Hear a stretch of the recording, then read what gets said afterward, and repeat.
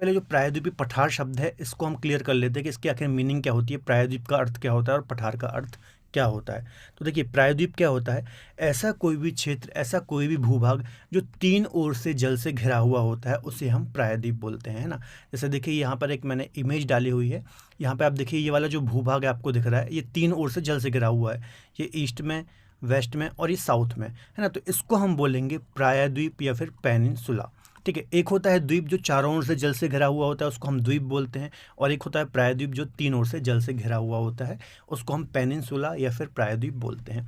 जैसे इंडिया की बात करेंगे तो ये आप देखिए, इसे हम बोलते हैं दक्कन प्रायद्वीप, तीन ओर से जल से घिरा हुआ है। देखिए ये वाला जो पूरा पार्ट है इंडिया का, यहाँ से यदि मैं लाइन ड्रॉ करूँ तो यहाँ पर देखेंगे तो बे ऑफ बंगाल है, बंगाल की खाड़ी है, यहाँ पर आपको अरब सागर या फिर अरेबियन सी देखने को मिल जाएगा, और दक्षिण में आपको हिंद महासागर देखने को मिल जाएगा। तो ये भारत का दक्षिणी पार्ट है, ये तीन ओर से जल से घिरा हुआ है, इसलिए हम इसको प्रायद्वीपीय भारत या फिर दक्कन प्रायद्वीप के नाम से जानते हैं। इसके अलावा दुनिया का सबसे बड़ा प्रायद्वीप कौन सा है, तो अरेबियन पेनिनसुला या फिर अरब का जो प्रायद्वीप है, ये दुनिया का सबसे बड़ा प्रायद्वीप है। ये आप इमेज में देख सकते हैं, देखिए तीन ओर से ये जल से घिरा हुआ है, ये पूरा यहाँ से ये जल से घिरा हुआ है तीन ओर से। ठीक है, तो ये होती है प्रायद्वीप की डेफिनेशन। अब हम समझ लेते हैं आखिर पठार क्या होता है। तो देखिए यदि पठार की यदि मैं आपको डेफिनेशन बोलूँ तो ये उच्च भूमि का एक क्षेत्र होता है जो कि समतल होता है। इसके अलावा सागर तल से इसकी ऊंचाई देखें तो लगभग 600 से लेकर के 900 मीटर तक होती है। अलग अलग पठार की ऊंचाई अलग अलग हो सकती है।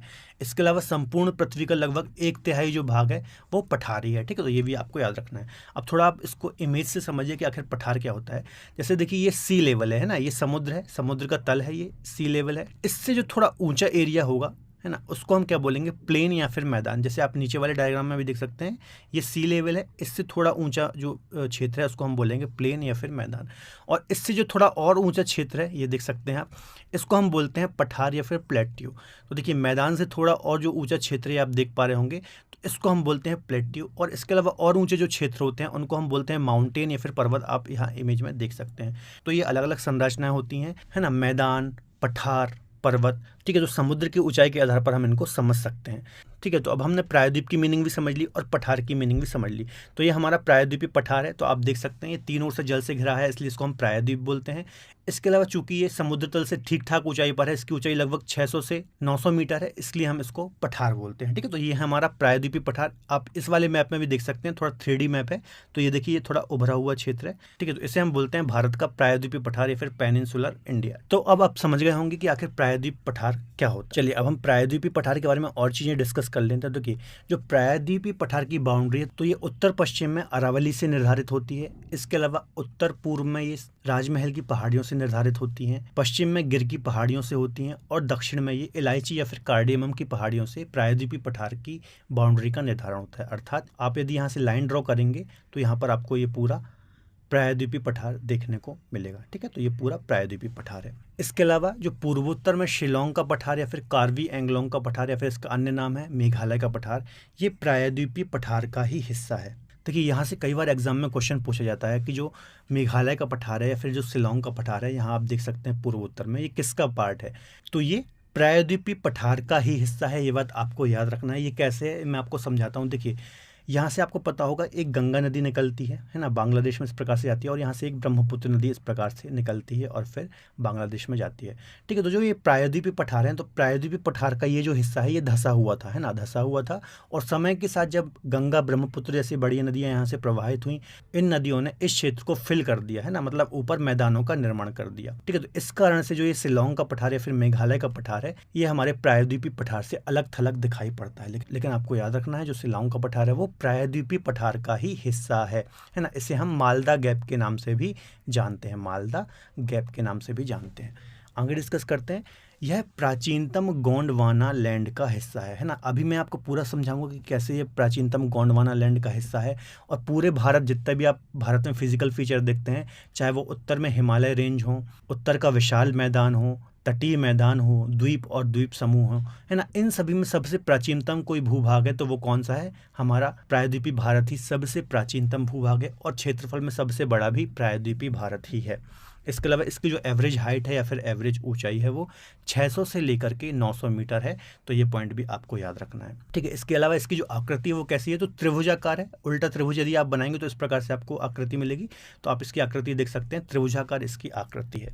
चलिए अब हम समझते हैं आखिर प्रायद्वीपीय पठार बना कैसे या फिर इसका निर्माण कैसे हुआ, तो इसके बारे में हम थोड़ा समझते हैं। देखिए, आपने एक थ्योरी सुनी होगी, महाद्वीपीय विस्थापन थ्योरी या फिर कॉन्टिनेंटल ड्रिफ्ट थ्योरी, जो कि अल्फ्रेड वेगनर के द्वारा दी गई थी, है ना। अभी हमें वो थ्योरी डिटेल में नहीं पढ़ना है, अभी हमें सिर्फ इतना समझना है कि कैसे प्रायद्वीपीय जो हमारा भारत है वो प्राचीनतम गोंडवाना लैंड का हिस्सा है। तो देखिए, आज से करीब 25 करोड़ वर्ष पहले इस दुनिया में एक ही महाद्वीप होता था।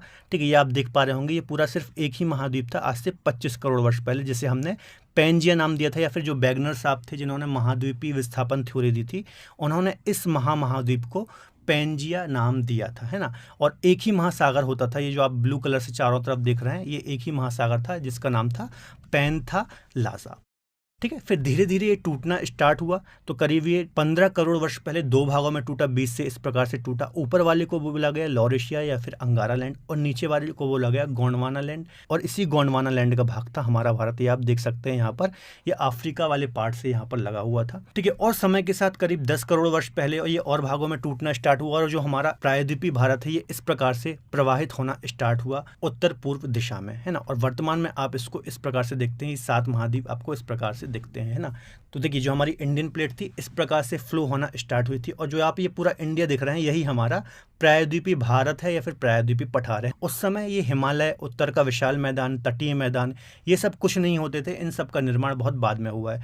तो ये जो हमारी इंडियन प्लेट थी यही हमारा प्रायद्वीपीय भारत था। ठीक है, तो आप ऐसा बोल सकते हैं हमारे प्रायद्वीपीय भारत का अस्तित्व तब से है जब से ये पेंजिया था, और जब पृथ्वी का निर्माण हुआ, पृथ्वी ठंडी हुई, और उस समय जो प्राथमिक चट्टानें बनी, है ना, तो उस समय से हमारा प्रायद्वीपीय पठार या फिर प्रायद्वीपीय भारत अस्तित्व में था। ठीक है, आगे डिस्कस करते हैं। तो इस प्रकार से जब इंडियन प्लेट मूव होना स्टार्ट हुई और ये यूरेशियन प्लेट से टकराई, तो फिर हिमालय पर्वत का निर्माण होता है। तो आप देखते हैं उत्तर में ये जो दुनिया की सबसे ऊंची चोटी है, फिर दुनिया का सबसे ऊंचा पर्वत है हिमालय पर्वत, वो इस प्रकार से निर्मित हुआ है। जब हमारी ये इंडियन प्लेट यूरेशियन प्लेट से टकराई थी तो बीच में एक टेथिस सागर था, तो टेथिस सागर के अवसाद ही हिमालय के रूप में ऊपर खड़े हो गए, और इसको ही हम फोल्डेड माउंटेन या फिर दुनिया का सबसे बड़ा माउंटेन हिमालय बोलते हैं। ठीक है, अब इसमें एक चीज़ और मैं आपको बताना चाहूँगा, जब ये इंडियन प्लेट गोंडवाना लैंड से टूटी थी तो अफ्रीका के पास एक रियूनियन जगह है, वहाँ पर एक ज्वालामुखी हॉटस्पॉट है ना। तो आज से करीब 65 मिलियन ईयर पहले जब ये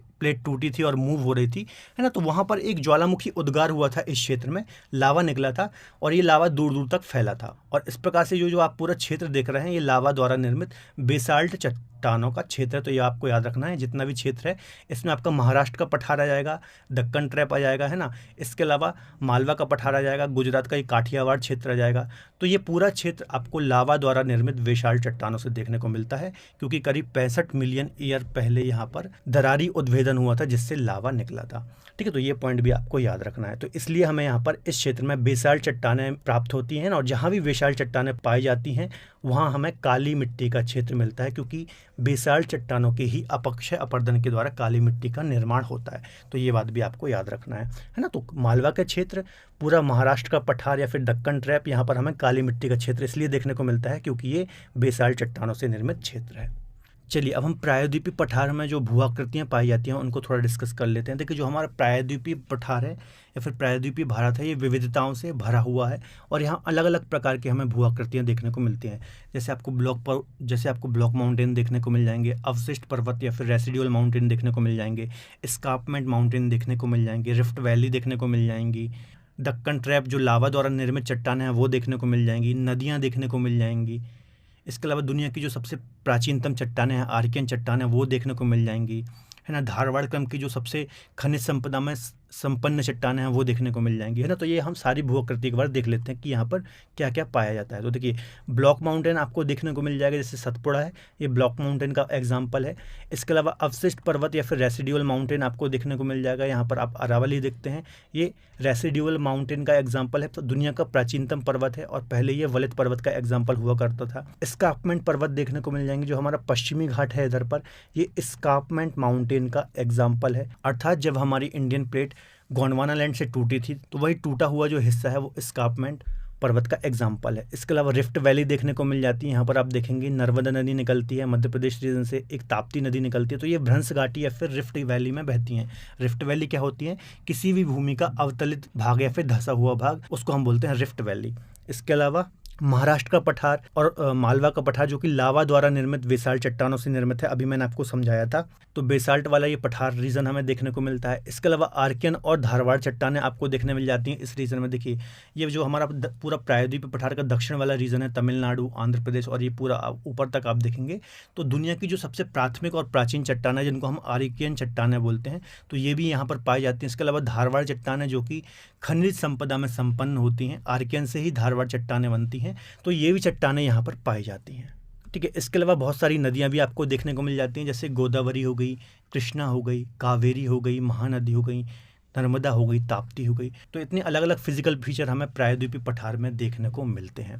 तो ये बात भी आपको याद रखनी है। हालांकि इनको थोड़ा और समझ लेते हैं। देखिए जो अधिकतम प्रायद्वीपीय पठार की नदियां हैं उनका फ्लो पूर्व की ओर है या फिर ईस्ट की ओर है, इस प्रकार से। उसका रीज़न क्या है ना, इस मैप में आप देखिए। पहले आप ये नदियाँ देख लीजिए, जैसे महानदी हो गई, गोदावरी हो गई, कृष्णा हो गई, कावेरी हो गई। इन सभी नदियों का फ्लो पूर्व की ओर है या फिर बंगाल की खाड़ी की ओर है। उसका रीज़न ये है कि जो हमारा प्रायद्वीपीय पठार है इसका स्लोप पूर्व की ओर है या फिर ईस्ट की ओर है, इसलिए जो मैक्सिमम बड़ी बड़ी नदियां हैं प्रायद्वीपीय पठार की वो पूर्व की ओर प्रवाहित होती हैं। देखिए ये हमारा वेस्टर्न घाट है, पश्चिमी घाट पर्वत है, और ये हमारा ईस्टर्न घाट पर्वत है ना। और इसका जो स्लोप आप देखिए इस डायग्राम में उस प्रकार से, तो यहाँ से यदि कोई नदी निकलेगी तो इसी साइड बहेगी क्योंकि इसका ढाल इस प्रकार से है ना।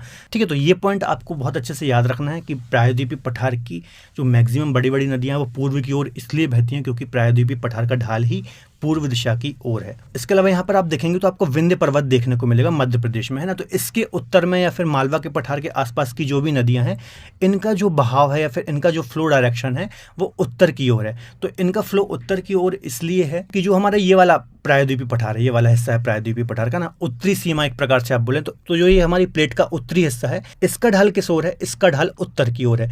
इसलिए मैक्सिमम जो नदियाँ आप देखते हैं, चंबल हो गई, सोन हो गई, इसके अलावा वेतवा हो गई, कैन हो गई, ये सब नदियाँ अल्टीमेटली यमुना और गंगा के ट्रिब्यूटरीज है ना। उसका रीज़न ही ये है कि इतने हिस्से का जो ढाल है वो उत्तर की ओर है, क्योंकि जब हमारी इंडियन प्लेट यूरेशियन प्लेट से टकराई थी, हमारी इंडियन प्लेट यूरेशियन प्लेट के नीचे दबी हुई थी, है ना। तो हमारी इंडियन प्लेट का जो ये वाला हिस्सा था वो थोड़ा टिल्ट है नीचे की ओर, है ना, इसलिए ये नदियाँ उत्तर की ओर प्रवाहित होती हैं। तो ये बात भी आपको याद रखनी है।